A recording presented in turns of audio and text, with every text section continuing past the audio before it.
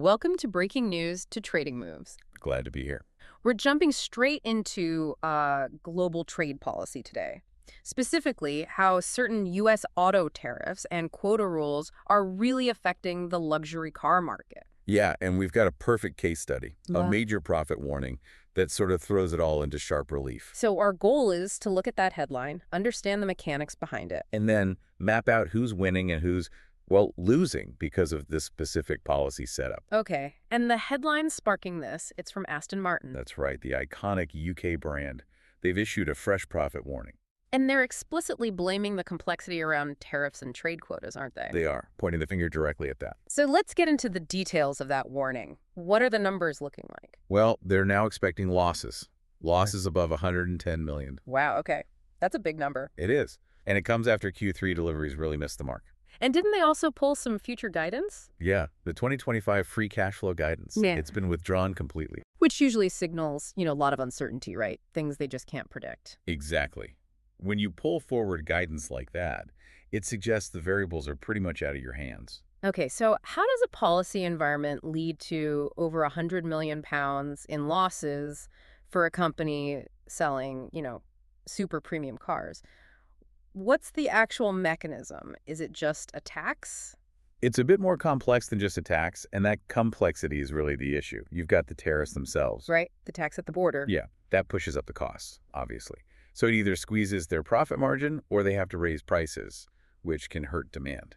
Okay, so that's the cost side. What about the quotas you mentioned? That sounds like a quantity limit. That's exactly what it is, and frankly, that might be the bigger problem here. How so? Because it puts a hard cap on the number of vehicles, especially these high-end foreign-made ones, that can physically enter the U.S. market in a given period. Ah, so even if people want to buy them. Even if the demand is there, if they hit that quota limit, they just can't ship any more cars. Think about a brand like Aston Martin. The U.S. is a key market. Okay, that directly explains missing delivery targets then. If the cars can't land, can't sell them. Precisely. So these foreign luxury brands, especially UK ones without U.S. factories, face this double bind: higher costs from tariffs and a strict limit on volume from quotas. Which forces them to cut back U.S. deliveries, which is what Aston Martin said they're doing. That's the core issue. And it creates an environment that, well, automatically helps competitors who don't face those hurdles. Right. Anyone building cars inside the U.S. gets a kind of advantage. A big advantage. Yeah. They avoid the border friction and the quota cap. So let's follow the money. If a buyer can't get that limited Aston Martin or maybe a Ferrari because of these issues, where might they look instead? Who benefits from this squeeze? Okay, first category. The established automakers building in the U.S. Makes sense. They stand to potentially pick up some market share. Plus, with imports being pricier or just unavailable, they might get better pricing power on their own high-end models. So we're thinking the big names like General Motors, ticker GM, and Ford, ticker F, their profitable trucks and SUVs are built domestically. Exactly. But you also have to include Tesla here, ticker TSLA. Ah, okay. Even though it's EVs. Yeah, because they're a major domestic manufacturer. They don't face these import constraints at all. If someone wants a high-performance vehicle and the import they wanted is unavailable or too expensive, a U.S.-built Tesla becomes a very viable alternative. Got it.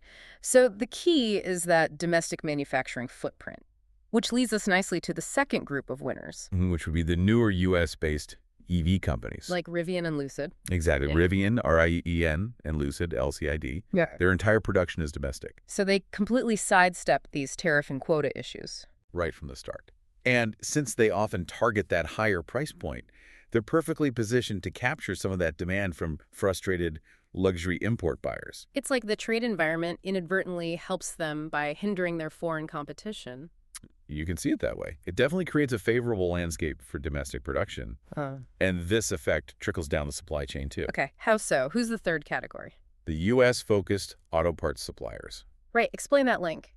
How do tariffs on finished cars help parts makers? Well, if automakers are incentivized to build more cars in the U.S. to avoid the tariffs and quotas, they need more parts sourced domestically for those U.S. factories. Exactly. Demand shifts towards U.S. assembly, and so demand shifts towards suppliers feeding those assembly lines. They're less exposed to the tariffs on the final imported car. Okay, so it's about where the final assembly happens. Companies heavily tied to those U.S. plants get a boost. Correct. The examples given are American Axle and Manufacturing, ticker AXL, AXL? and Modine Manufacturing, ticker MOD. MOD. Got it. It's a downstream consequence of the policy pushing production decisions. It really is. Creates a clear economic nudge to build here, benefiting those suppliers. Okay, we've laid out who's positioned well because they manufacture domestically. Now let's look at the flip side. Who is really feeling the pinch from these tariffs and quotas? Well, the most obvious group, Category 1, are the imported luxury automakers themselves, like Aston Martin, who we started with. Right. The tariffs hit their profits, the quotas limit their sales volume. It's a tough combination, especially if you have high fixed costs. And it's not just Aston Martin feeling this, presumably. No, definitely not. Think about other high-end European brands. Ferrari, for instance, ticker RACE. RAC. And also Tata Motors, ticker TTM. TTM, why Tata? Because they own Jaguar Land Rover. Another major UK luxury exporter heavily reliant on the U.S. market, so they face the exact same pressures. Okay, so any OEM, any car maker heavily exporting luxury vehicles from outside the U.S. into it is likely feeling this. That's the core group. Then, the second category feeling the effects are the global auto suppliers, but specifically those heavily tied to these UK and European car manufacturers. Ah, the ripple effect again. So if Aston Martin or JLR have production uncertainty. That uncertainty flows directly to their suppliers. If a car maker has to suddenly cut production because of U.S. quotas, they cancel or delay parts orders. So it's not just lost orders, it's the unpredictability that hurts the suppliers. Yes, instability in order flow can be really damaging for suppliers trying to manage their own production and inventory. It creates chaos in their planning. Okay, and the suppliers mentioned in this context. Aptiv, ticker APTV. APCV. And Lear Corporation, ticker LEA. LEA, big global players, but if a chunk of their business relies on those affected UKU OEMs... They feel the secondary impact of that trade policy constraint, definitely. Okay, and there's a third category mentioned. Who else gets caught? This one's on the retail end. The luxury-focused auto dealer groups, particularly those with a high mix of European imports. Wait, why the dealers? If people still want the cars. But they can't sell what they can't get, right? The supply constraint again. Exactly. If the quotas limit the number of imported BMWs, Mercedes, JLR products, Ferraris coming in, these dealers just have fewer high-margin cars on their lots to sell. So it hits their total sales volume and probably hurts their profitability because those imports are often high-margin units? Precisely. It negatively impacts their sales mix.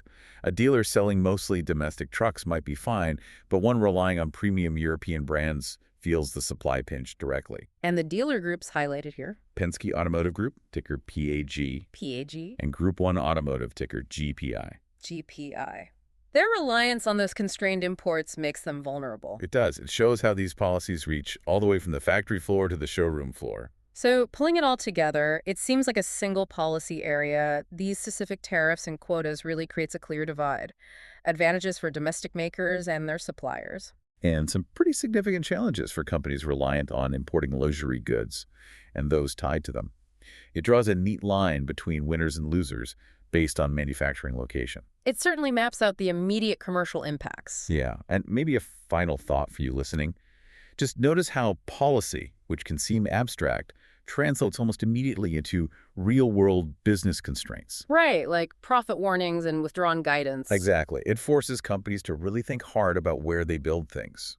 When trade barriers like this go up, that global manufacturing strategy suddenly comes under intense pressure. It becomes a question of market access. A very concrete consequence. Okay, and before we wrap up, the necessary disclaimer. This is not financial advice or buy or sell recommendations. This is purely the opinion of the author.